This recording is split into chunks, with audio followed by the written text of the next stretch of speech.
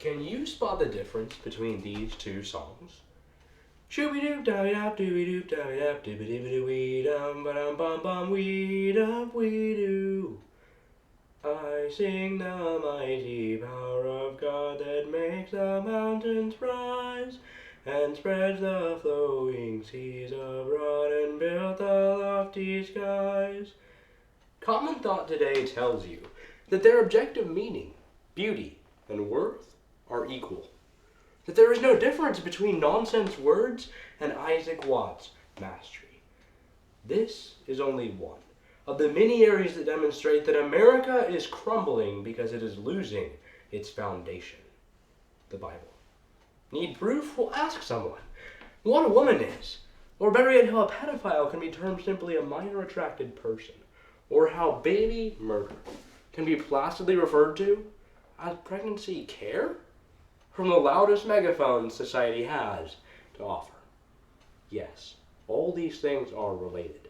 They are the suppression of truth. And it's my duty as a fellow American to give you a piece of the puzzle and to explain how the increased suppression of the Bible in America is the ultimate catalyst for collapsing our country. In short, America minus Bible equals chaos. Our 3 points today will be the increase of suppression, the results of suppression, and the solution to suppression. That spells IRS, which has nothing to do with my speech. Our starting point in the increase of suppression is the beginning of America. When the founders of America set out to form a more perfect union, they chose to build it on ideas straight from the Bible. Harry S. Truman speaks of the founding of our nation. The fundamental basis of this nation's laws was given to Moses on the Mount. The fundamental basis of our Bill of Rights comes from the teachings which we get from Exodus and St. Matthew, from Isaiah and St. Paul.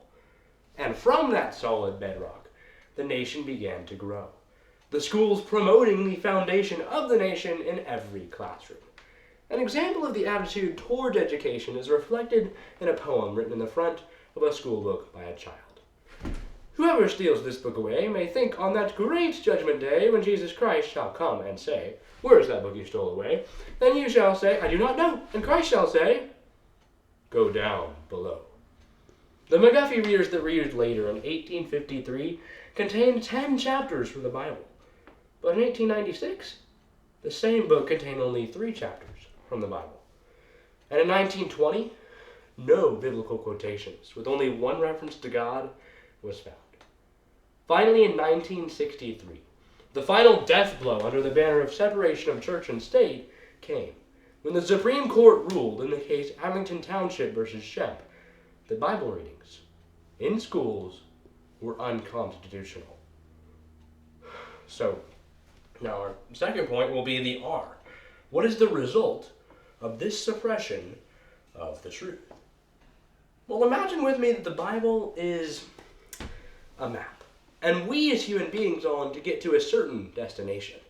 The Bible gives certain directions on where we are, where we need to go, and how we can get there. America has paper shredded the map, and the bits and pieces are pasted onto blasphemous billboards. Once they've shredded the map, the result is that they are able to ask the question, says who? About all the normal norms that come from the map. Without the map intact, America dips below the line of despair, a concept developed by theologian Francis Schaeffer. Let me draw you a line with a descending staircase below it. The first step on this staircase of despair is philosophy, which has been exchanged today for anti-philosophy, typified in the statement, "I only believe in science." However, that's a philosophical statement, saying that philosophy isn't valid, in which case you end up losing the ability to communicate due to mental spaghetti. The second step is art, or anti-art. Normal art wishes to communicate a feeling of the artist, but Pablo Picasso exemplified anti-art when he invented meaningless cubism. The problem with his modern art was when Picasso fell in love. He found no way to describe this meaningful emotion in his meaningless art, and therefore contradicted his own style by writing in words at the top of a painting, "I love Eva." Aww. The third step is music, or you guessed it, anti-music. Remember when I compared the two songs before? Well, one was a bit from Trash in the Camp from Disney's Tarzan. Disney is daring you to say that it's not good music. Yet somehow, we all know it's totally meaningless. This anti-music was born around the 1950s, when distortion music, basically a cacophony of sounds, did the same thing modern art did, when it dared you to question its value as art. The fourth step is huge: anti-culture.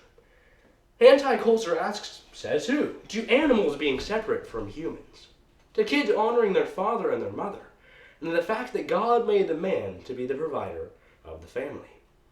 In Disney's movie Luca, they asked you, who says a boy can't be a sea monster? In Disney's movie Mulan, who says girls can't lead armies, fight wars, and win? And in just about every other Disney movie, the parents are losers, and the kids were right all along about everything. The fifth and final step is anti-theology, where basically the church absorbs the anti-culture. There are myriads of churches that are affirming what God's word condemns because they have bought into the switcheroos of anti-culture. The final result of this entire line of despair is tyranny, where the government and the elite get to answer the says who question with says the government, or says science. Sound familiar? Consider President Biden calling abortion essential healthcare. Think about how pedophiles are now being termed minor attracted persons by university professors.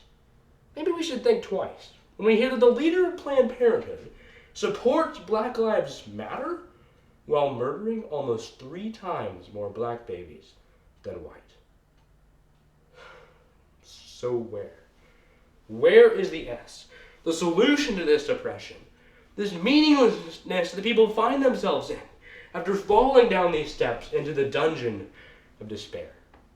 They are ships without rudders, being tossed about by every wave of anti-culture, lost in a sea of meaninglessness with no anchor to settle their minds.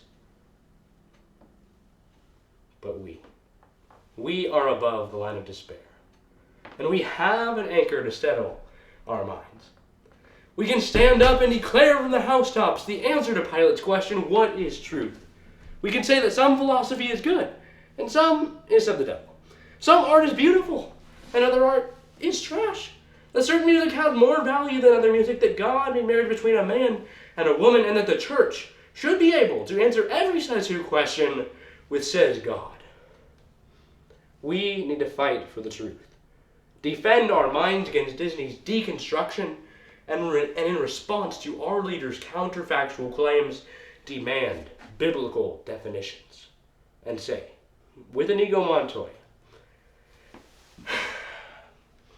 you keep using that word. I do not think it means what you think it means. But we also need to realize that these people that we live around are living below the line of despair because they need what we have. Truth from the Bible. They're not enemies of ours, but people who need compassion and truth shared with them to banish their depression and lift them above the line of despair into the world of meaning. Let us rejoice that we have this truth. So we see that the increase of suppression and the results of suppression are conquered by the solution to suppression, the word of truth. America minus the Bible certainly equals chaos, but the word of our God stands forever. Truth will triumph.